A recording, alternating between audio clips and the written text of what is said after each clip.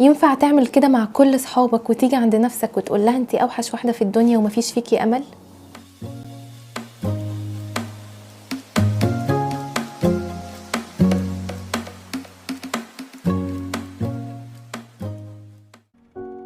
ازاي احب نفسي؟ اسأل نفسك الاول، انا ليه مش عارف احبني؟ هل عشان فيا عيب مضايقني؟ هل عشان الناس شايفة فيا عيب وعاوزيني اغيره؟ هل عشان المجتمع اللي حواليا مش قابلني بطريقتي وتفكيري وعاوزين يفصلوني على مزاجهم؟ ايا كانت الاجابة اللي هترد بيها على نفسك فهي ليها حل. احنا بس اللي بيبقى اريح لنا اننا نرمي السبب على حاجات وناس تانية غيرنا، وبننسى اننا في الاول وفي الاخر احنا اللي مسؤولين عن نفسنا وعن طريقة استجابتنا لاي حاجة بتتقال لنا مادام كبرنا وبقينا واعيين كفاية. فانا شايف في نفسي عيب ابدا اشتغل عليه واغيره، الناس شايفه فيا عيب ابدا اسال نفسي الاول هل المشكله اللي عندي دي فعلا ممكن تكون بتاذيني او بتاذي الناس اللي حواليا ولا لا، ولو فمفيش اي مشكله برضو ان انا اتخلص منها وابقى شخص احسن مع الناس. مش عيب ان اعمل كده، بالعكس انت لو تغلبت على نفسك في حاجه هتحس بفخر مش طبيعي، وده هيحببك في نفسك اكتر لما تكتشف انك عندك اراده للتغيير للاحسن. ولو المجتمع مش قابلني بطريقتي وبتفكيري فمش مهم الناس، لازم نكون متصالحين مع فكره ان مش لازم كل الناس تحبني. لو دول مش متقبلينك بص حواليك هتلاقي غيرهم بيحبوك وقابلينك زي ما انت، ولو حتى شخص واحد بس في حياتك، فعلا حد واحد بس في حياتك بيحبك حب حقيقي وحب غير مشروط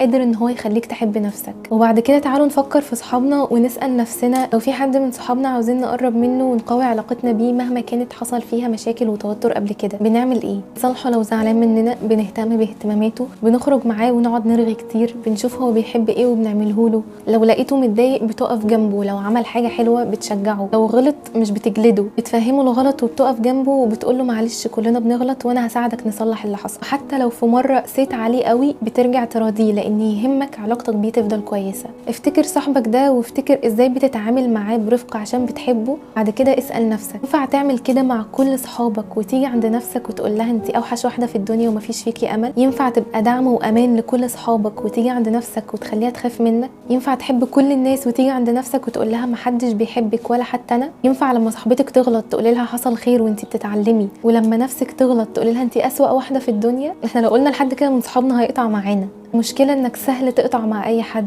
بس هتعرف تقطع مع نفسك؟ مينفعش يبقى همك انك تكسب كل الناس وما عندكش مشكله انك تكره نفسك. هتحب نفسك لما تعملها بنفس الطريقه اللي بيتعامل بيها الناس اللي حواليك، بنفس الحنيه ونفس الطبطبه. هتحب نفسك لما تبطل تقارنها بحد تاني غيرها. كل مره بتتحسن في حاجه وبتتطور فيها ما تقارنش نفسك بحد وصل لدرجه اعلى من اللي انت وصلت لها مثلا وان انت لسه في الطريق. قارن نفسك بنفسك القديمه ودايما دايما هتلاقي انها فعلا احسن من زمان. الفكره دي لو حافظنا عليها جوانا هتلاقي حبك لنفسك ثابت ورضاك عنها بقى في حته تانية. اللي انا قلته ده تعتبر حلول وطرق تساعدنا ان احنا نحب نفسنا شويه، لكن صدقوني في الاول وفي الاخر اهم حاجه واول حاجه لازم اعملها هو ان انا اتقبل نفسي زي ما انا. تقبلي لنفسي هيخليني فاهم ان انا انسان وبغلط وعندي عيوب ودوري ان انا اصلحها. تقبلي لنفسي هيخليني مدرك انا عيوبي ايه ومميزاتي ايه وازاي اصلح عيوبي وازاي استخدم مميزاتي صح. الادراك في حد ذاته بيحل نص المشكله. بس كده دي كانت حلقة النهاردة، ولو حسيتوا ان انتوا استفدتوا قولولي في الكومنتس